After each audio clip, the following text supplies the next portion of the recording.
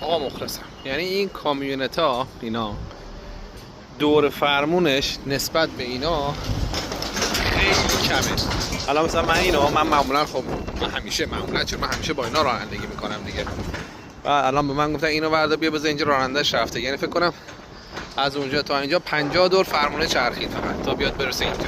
حالا تو رانندگی هم بهتون نشون میدم که چقدر فرمونش میچرخه.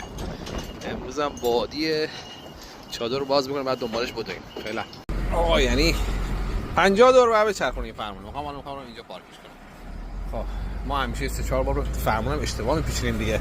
من ناکام مثلا از همینجوری که میخوام بپیچیم چند دور پیچیدیم هم الان. اوه کجا رفتم من؟ مگه چیز تریلیه؟ چرا اینجوری شد؟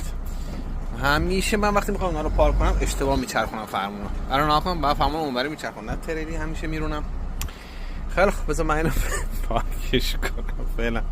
بعد اونا 3 تا پله داره معمولا. حالا بنزا 4 تا پله داره. مثلا این بنزی که من امروز میرونم 4 تا پله داره. من الان اینجا آویزون شدم دنبال یه پله دیگه میگشتم. آقا اون یکیش اینجاست. بالاخره پارک شد آقا.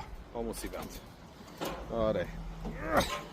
اینا چیه ای بابا؟ به روهای ماشین خود. آره. فعلا